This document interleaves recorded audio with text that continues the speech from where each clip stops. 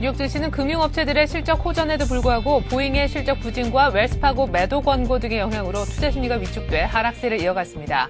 다우는 1% 가까이 내려 만선이 재차 붕괴됐습니다. 미 경제가 완만한 회복세를 이어가고 있음을 보여주는 신호가 뚜렷하다고 미 중앙은행인 연방준비제도 이사회가 베이지북을 통해 밝혔습니다.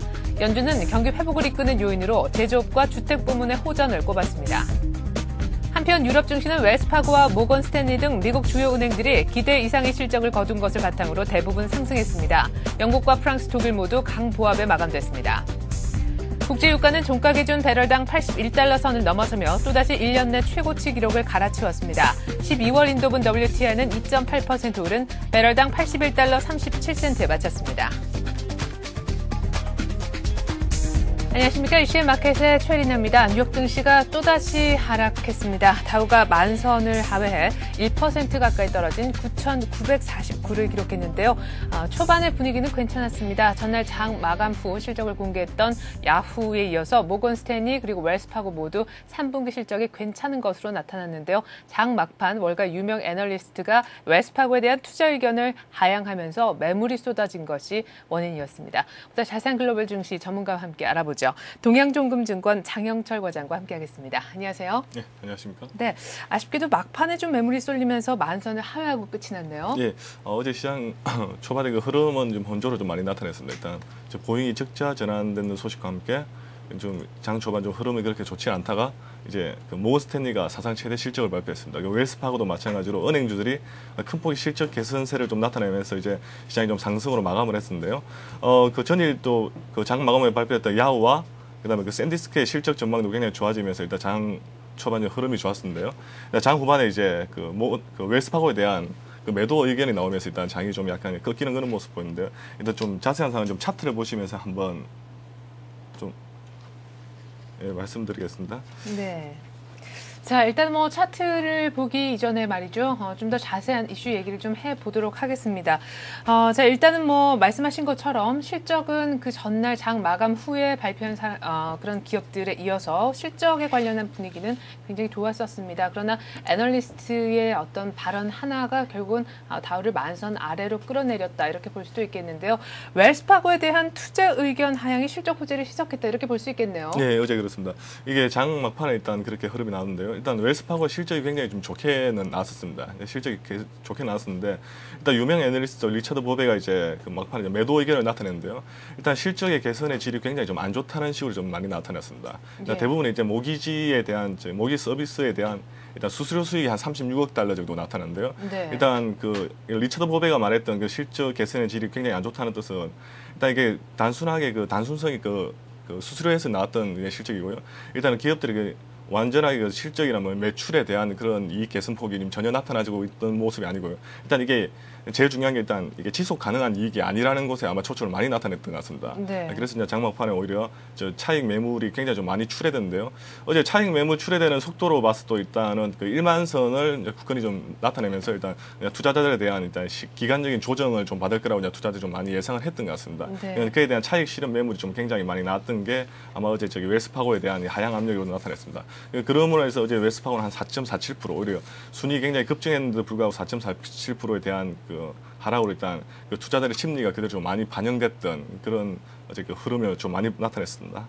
네, 자 웰스파고의 순이익이요 분기로는 사상 최대를 기록을 했고 사실상 전년 동기 대비 뭐 2배 가까이 증가했지만 말씀하신 것처럼 리처드 보베가 투자 의견을 하향 조정하면서 매물이 쏟아졌습니다. 자, 뿐만 아니라 이제 같이 발표를 한 여러 가지 이제 기업들의 실적이 있는데 모건 스탠리 같은 경우는 또 1년 만에 흑자 전환을 했더라고요. 예, 이제 모건 스탠리가 1년 만에 흑자 전환했습니다.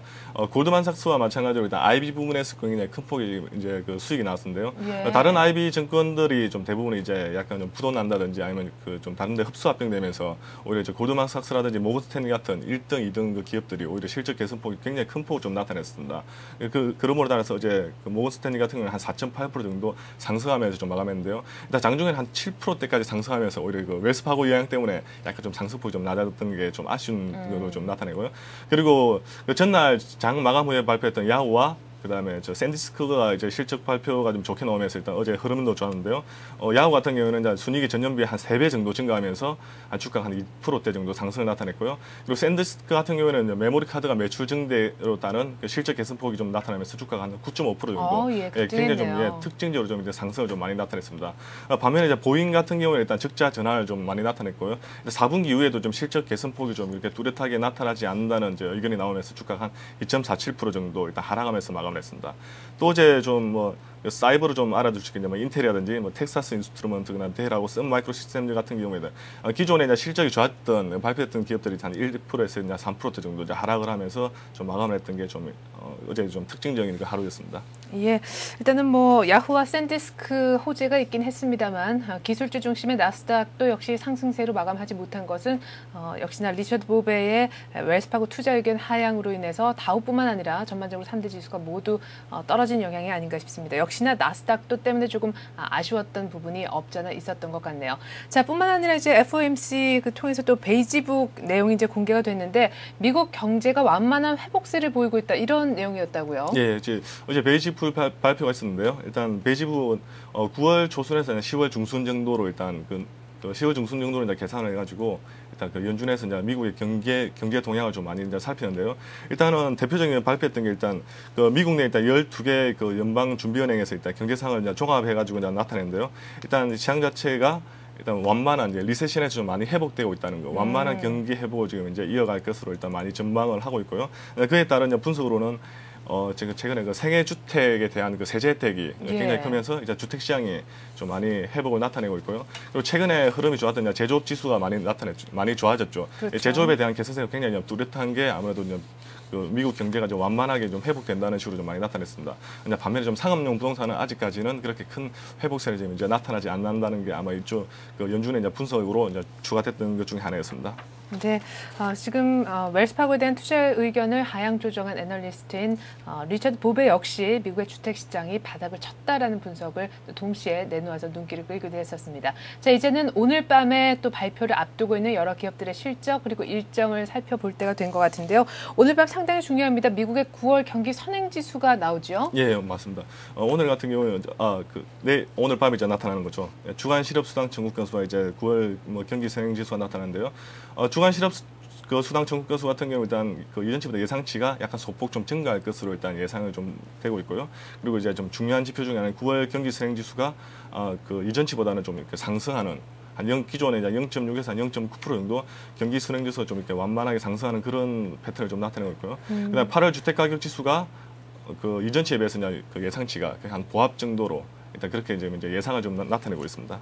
네, 중국에서 3분기 GDP 성장률이 나오는 목요일 밤, 그러니까 오늘 또 중국 쪽에서는 지표가 나오고 또 미국 쪽에서는 오늘 밤에 또 경기 선행지수가 나온다라는 점, 지표 쪽에서도 챙길 게 있다라는 얘기인 것 같습니다. 그리고 오늘 밤에 실적 공개하는 미국 쪽 기업들도 한번 살펴볼까요? 예, 오늘 밤에 그 실적 발표되는 기업 중에 하나는요. 일단은 통신주 중에 굉장히 좀 공룡 기업이죠. AT&T가 일단 실적 발표가 나타내고 있고요. 그다음에 그 다우케미컬 그리고 머크, 그다음에 그 대부분의 이제 직장인들 많이 알 건데요. 3M 기업이나 4개 기업이 있는데요. 일단 4개 다 그 미국에서는 굉장히 좀 큰 기업 중에 하나입니다. 그래서 다우를 좀 많이 구성하고 있는데요. 일단 전망치가 AT&T와 다우케미칼 같은 경우는 전망치가 이전 비해서 좀 이렇게 상승할 것으로 지금 예상되고 있습니다. 근데 3M과 머크 같은 경우는 지금 이제 그 이전에 비해서 약간 보합 정도로만 예상을 하고 있는데요. 일단 실적 발표는 일단 나와봐야 알겠지만 일단은 이제 실제 전망치보다 조금 더 나오지 않을까. 최근에 그 미국 기업들도 이제 실적 개선을 하고 이제 전망치를 발표할 때 약간 좀 보수적으로 좀 많이 나타내는 경향이 있는데요. 오늘 밤도 아마 실적 개선에 의해 가지고 이제 다우지수가 다시 또 만세를 좀 회복하는 그런 모습을 좀 이어갔으면 하는 바람입니다. 예, 그러게요 말이죠. 다우가 이틀 연속 빠지면서 지금 만선을 하회한 상황에서 중요한 경제 지표도 있고 기업들의 실적도 역시나 있습니다. 제가 내일 아침에 이 시간에는 다우 만선 회복됐다는 소식 전해드릴 수 있었으면 좋겠네요. 자, 계속해서 국제 유가 움직임 보겠습니다. 유가가 이제 12월 인도분 WTI로 이제 넘어왔는데 말이죠. 지금 배럴당 81달러 선까지 올라왔어요. 예, 지금 유가가 좀 굉장히 많이 좀 급등하는 그런 모습 보이고 있는데요. 일단 어제 같은 경우는 한 2.25달러 정도 이제 상승을 했죠. 한 2.8% 정도 상승했는데요. 예, 그 37달러에 마감했습니다. 뭐 어제 특징적인 게 일단 어제 원유 재고 보고서가 일단 발표가 됐는데요. 일단 시장 전망치 같은 경우는 한 220만 배럴 정도 증가할 것으로 예상을 했는데요. 실제는 굉장히 좀 증가폭이 낮았습니다. 한 130만 배럴 정도 증가하면서 오히려 유가 쪽으로 좀 이렇게 자금이 좀 많이 몰리면서 오히려 수요를 좀 많이 견인했습니다. 그게 거기다가 일단은 또 달러 같은 경우는 좀 계속해서 지금 이제 약세를 계속 이어가고 있는데요. 달러 같은 경우 한 14개월 내 지금 최저치로 지금 이제 약세를 계속 이어가고 있는 모습 보입니다. 최근에 기업들이 이제 실적이 계속 개선되고 있으면서 개선됨에 따라서 일단 안전자산이 달러보다는 아무래도 위험자산이 뭐 주식이라든지 아니면 다른 그런 뭐 원자재 쪽으로 아마 투자 수요가 좀 많이 회복되면서 아무래도 달러 약세가 계속 이어질 것 같은데요. 일단 달러 약세 쪽에서는 일단 그 뭐 버냉키 의장 같은 경우에는 달러 약세가 계속 지속될 수도 있다고 일단 발언하면서 이제 달러 약세가 계속 이제 이어질 것 같은데요. 일단 반면에 경기가 또 살아나고 달러 약세가 계속 지속될 경우 이제 유가 같은 경우는 계속해서 또 아마 상승 그 추세를 좀 나타낼 것 같은데요. 일단 유가는 지금 이제 최근에 전문가들이나 전망치를 보면 일단 100달러 선까지 이제 말이 나오고 있는 거 보니까 일단 유가 같은 경우는 최근 우리 움직임 자체는 이제 계속해서 이제 증가 차세를 아마 나타낼 것으로 그렇게 예상이 되고 있습니다. 예, 유가의 상승세는 계속 정말 될 것 같습니다. 언제 또 100달러 얘기가 나올지 모르겠네요. 자, 보니까 유럽도 일제 상승했는데 강보합 정도로 마감이 된 것 같네요. 예, 유럽 증시 같은 경우 어제 장 초반에 미국의 실적 그 개선이 좀 나타나면서 유럽 증시는 좀 장 초반 좋은으로 보였습니다. 그리고 어제 같은 유럽 증시 같은 경우 특징적으로 통신주가 좀 이렇게 시장을 강하게 견인하면서 일단 상승으로 마감했는데요. 일단 특히 뭐 프랑스 텔레콤이라든지 도이치텔레콤, 그다음에 텔레2 같은 기업들이 이제 실적 발표가 나오고 하면서 일단 1에서 한 2% 정도 강한 상승세를 나타내면서 아마 유럽 증시가 좀 많이 상승했던 그런 모습을 보였던 것 같습니다. 근데 반면에 이제 유럽에서는 이제 자동차도 이제 어제 한번 뚜껑을 좀 열어봤는데요. 예. 자동차도 이제 푸조 자동차와 피아트 같은 경우에 일단 실적이 좀 많이 급감하면서 한 4%대에서 좀 일단 마감하는 그런 모습 보였습니다. 네, 자 끝으로 한 가지만 더 여쭤보죠. 일단 웰스파고의 투자 의견 하향에 매물이 쏟아지면서 다우가 모두 만선까지 하회하면서 끝이 났는데요. 이렇게 된다면 그 전에 메리티스 휘트니가 골드만삭스 투자 의견을 하향했었던데 왠지 좀 비슷한 분위기가 나오지 않을까라는 우려도 듭니다. 오늘 우리 은행주 흐름을 아주 간단하게 좀 전망을 하신다면요. 예, 일단은 뭐 전체적인 은행주도 중요하겠지만 일단 오늘 발표되는 이제 기업들의 실적 발표가 굉장히 좋게 나와버리면 은행주도 계속 일단 모멘텀을 좀 이어갈 것 같은데요. 일단 최근 흐름이 좀 그런 것 같습니다. 일단 다우가 하여튼 만선을 회복하면서 아마 차익 매물이 굉장히 좀 많이 실현될 것이라고 많이 지금 이제 예상을 하고 있고요. 또 일반 투자자들 입장에서 최근에 뭐 기간 조정을 좀 이제 예상을 좀 많이 하고 있는 것 같습니다. 그리고 또 최근 흐름 보면 화요일 날 그 주택 지수들이 좀 대거 발표되면서 좀 그 흐름이 좋지 않으면서 일단 다우가 만선을 좀 이렇게 회복을 못했었는데요. 네. 최근에 흐름 보면은 이번 주도 그렇고 특별한 그 지표 호재가 없는 상태에서 일단 기업 실적이라든지 아니면 저 유명 애널리스트라든지 전문가들의 지금 그 말에 좀 많이 그 투자들이 이제 조언을 많이 나타내는 모습인데요. 일단 연준 베이지북에서 말씀드렸던 것처럼 일단 주택 가격이 좀 많이 회복을 되고 있는 상태고, 그다음에 그 최근에 뭐 시장 흐름 자체가 좀 실적 개선폭이 이제 은행주들 쪽에서 이제 계속 이렇게 개선폭이 좀 크게 나타내고 있는 걸로 봐서는 일단 오늘 그 시장의 오늘 실적 발표가 나타나는 기업들에 따라서 아마 은행주도 같이 좀 움직일 확률이 굉장히 높을 것 같고요. 그리고 웰스파고나 골드만삭스 같은 경우 일단 분기 실적이 굉장히 크게 지금 이제 나타났습니다. 분기 실적이 크게 나타나면서 예전에 투자를 많이 했던 사람들이 이제 차익 매물이 계속해서 나오고 있거든요. 네. 실제로는 신규 투자자들도 일단 금융주에 대한 그 매수 의견이 굉장히 지금 높아지는 상황이기 때문에 은행주들은 일단 그 예전에 그 리먼브라더스 사태 이후로 지금 회복한 상태에서 아마 은행주들에 대한 그 매수라든지 아니면 수요는 굉장히 좀 계속 늘어날 것이라고 그렇게 좀 예상을 되고 있습니다. 네, 잘 알겠습니다. 미국 쪽도 은행주 얘기를 오늘 해주셨네요. 이렇게 해서 오늘 글로벌 증시는요, 동양종금증권의 장영철 과장과 함께했습니다. 과장님 말씀 고맙습니다. 감사합니다.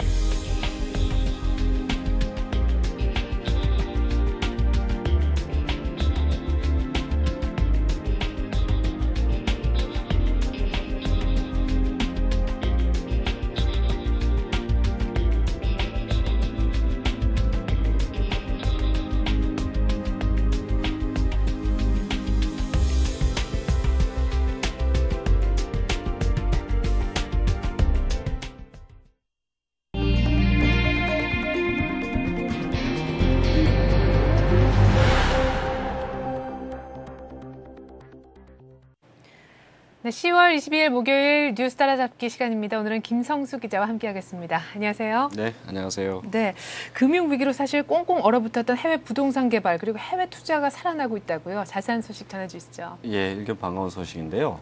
최근에 건설사나 은행, 기업들이 해외 부동산 개발이나 해외 투자에 활발한 움직임을 보이고 있습니다. 지난해 갑작스런 금융위기로 인해서 중단됐던 사업을 다시 가동하거나 미뤄뒀던 투자를 새로 진행하기로 한 것인데요. 국내 한 대형 은행은 필리핀 수빅 지역에 종합 레저 타운을 건설하기로 했습니다. 이곳은 국내 한진중공업의 조선소가 있는 곳이기도 한데요. 4천억 원을 투자해서 골프장과 호텔 등을 짓기로 한 것입니다. 올 초까지만 해도 이 은행은 이번 사업에 부정적인 입장을 나타냈었는데요. 이 프로젝트를 다시 추진하기로 한 것입니다. 예. 또 건설사도 중단했던 해외 아파트와 호텔에 대한 건설이나 분양을 재개하기로 했는데요. 먼저 한일건설은 최근 국내 투자자를 대상으로 괌에 건설하고는 아파트 분양에 나서기로 했습니다. 이 아파트는 당초 작년 10월에 분양할 예정이었지만 리먼 브러더스 사태로 분양을 중단한 것이었습니다. 또 BTX 리조트 개발과 대한전선도 필리핀 세부 호텔에 대한 분양을 최근 재개하기로 했습니다. 또 해외에서도 한국인을 대상으로 한 아파트 분양에 나서기로 했는데요. 말레이시아의 쿠알라룸푸르 주 정부가 해외 부동산에 관심을 두고 있는 국내 투자자들 대상으로 분양 채비를 갖추고 있다는 소식입니다. 네, 뭐 필리핀, 괌, 말레이시아까지 이렇게 금융위기 때 미뤄뒀던 해외 프로젝트를 다시금 재가동하고 있다라는 말씀이신 것 같은데 결국에는 해외 부동산 경기가 향후 살아날 것이다 이런 전제하에 투자를 또 하는 거 아니겠습니까? 네, 그렇죠. 금융위기 이후 급격히 냉각됐던 해외 투자가 차츰 살아나고 있기 때문인데요. 올 하반기 들어서 해외 부동산 투자가 다시 살아나는 분위기입니다. 예. 실제로 지난 5월에는 880만 달러에 그쳤던 내국인의 해외 부동산 취득액은 6월에는 2,270만 달러, 그리고 8월에는 2,290만 달러로 크게 늘었습니다. 네. 특히 해외 부동산 투자에는 환율 하락이 주요 원인으로 작용을 했는데요. 지난 3월 1,600선까지 치솟았던 환율이 최근 지난주 같은 경우 1,155원대까지 떨어졌습니다. 네. 이 정도 같으면 고점 대비 27%나 떨어졌기 때문에 달러 약세에 따른 환율 하락 추세가 또 여전히 지속되고 있는 상황이라서 이러한 현상이 일어나는데요. 이처럼 환율이 금융위기 이전 수준으로 떨어지고 또 경기 회복 조짐이 여기저기서 나타나다 보니까 기업이나 투자자들이 해외 투자 카드를 다시 꺼내든 셈이죠. 하지만 투자자 입장에서는 네. 글로벌 경제의 더블립 가능성이 상존하고 있는 상황이고 그러다 보니 보다 신중한 자세로 해외 투자에 임해야 할 것으로 보입니다. 예, 알겠습니다. 자, 이번엔 정보통신 관련 뉴스 한번 보도록 하죠. SK텔레콤에서요, 통신요금을 40% 가까이 절약할 수 있는 서비스를 오늘 11월 정도부터 시작을 할 예정이라고 합니다. 뭐 통신요금 꼬박꼬박 한 달에 10만 원대 이상씩 내시는 분들 정말 솔깃할 만한 소식인데요. 어떤 내용입니까? 네, 어제 SK텔레콤이 유무선 대체 상품인 FMS를 다음 달부터 서비스한다고 발표했습니다. FMS는 고객이 집이나 사무실 등 특정 지역을 지정을 하면 그 지역 안에서는 인터넷 전화 요금으로 휴대폰 통화를 할 수 있도록 한 것인데요. 네. 구체적으로는 고객들이 월 정액 2,000원만 내면은 FMS 서비스 지역 내에서는 휴대폰 간 통화로 10초당 13원, 그리고 휴대폰에서 유선 전화로 통화는 3분당 39원만 내면 됩니다. 예. 월 정액을 감안하더라도 월 평균 200분을 통화하는 고객의 경우 1인당 6,610원, 3인 가족은 19,000원, 월 19,000원이 줄어드는 셈입니다.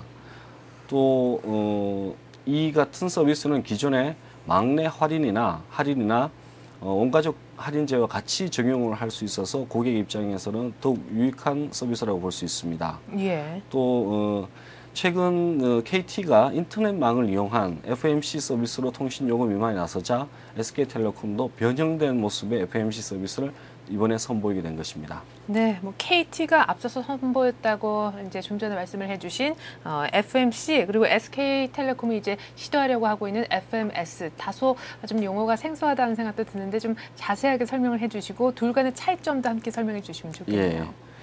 FMC는 Fixed Mobile Convergence의 약자인데요. 풀이하자면 유무선 융합 서비스를 말합니다.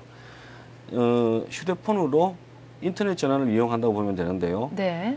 KT 같은 경우에는 인터넷 무선 공유기가 있는 곳에서는 언제든지 무선 랜으로 휴대폰을 인터넷 전화처럼 쓸 수가 있다는 겁니다. 네. 또 SK텔레콤의 FMS는 Fixed Mobile Substitution의 약자로 유무선 대체라고 풀이가 되는데요. 네.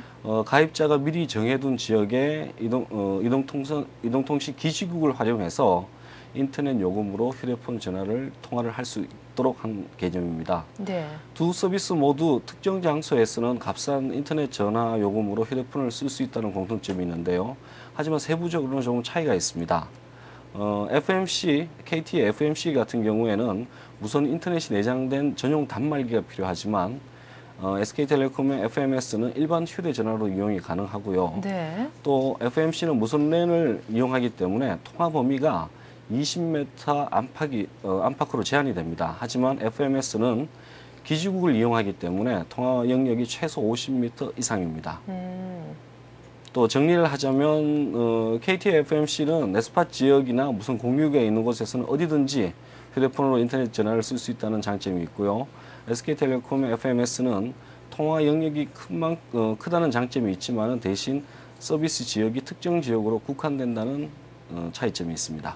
네, 뭐 FMS든 FMC든 이렇게 이동통신사들 간의 요금이나 경쟁이 치열해지면서 우리 이용하는 일반 소비자들한테는 오히려 정말 싼 값에 더 좋은 정보들을 많이 이렇게 이용할 수 있다는 장점이 또 있는 것 같습니다. 얘기가 나온 김에 용어 하나만 좀 더 살펴보고 싶은데요.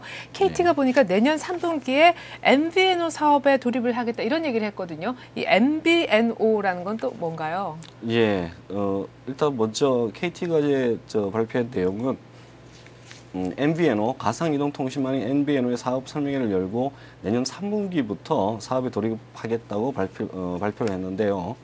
여기서 MVNO는 모바일 버추얼 네트워크 오퍼레이터의 약자로 가상이동통신망 사업자를 뜻합니다. 예. 그래서 기존의 MNO, 모바일 네트워크 오퍼레이터의 개념과는 대비가 되는데요. 네. 먼저 MNO를 설명하면은 기존의 SK텔레콤이나 KT 또 LG텔레콤 등 이동통신사들을 MNO라고 얘기를 합니다. 예. 이동전화 서비스를 위해서 전국에 기지국을 세우고 네트워크를 깔아서 휴대폰 서비스를 제공하는 기존의 업체들을 MNO라고 보시면 되고요. 네. 반면에 MVNO는 기존 이동통신망의 네트워크를 빌려서 쓰고 또 빌려서 쓰지만 독자적으로 단말기를 개발하거나 고객을 모집해서 특정된 서비스를 제공하는 사업자를 MVNO라고 얘기를 합니다. 예. 이 같은 MVNO를 도입하게 되면은 고용 창출과 기업들의 투자 촉진 측면에서는 새로운 기회를 제공하는 셈인데요. 예. 현재 국내에서는 케이블 TV 업계와 카드사들, 예. 유통업체들이 MVNO에 관심을 두고 있습니다. 네. 하지만 기존 시장을 지키려는 SK텔레콤이나 KT 등 MNO들의 정책이나 전략에 따라서 이 새로운 MVNO의 들의 시장이 성패가 갈릴 것으로 보는 시각이 많습니다. 예, 잘 들었습니다. 이렇게 해서 오늘 아침 뉴스 따라잡기 시간은요. 김성수 기자와 함께했습니다. 김 기자 말씀 고맙습니다.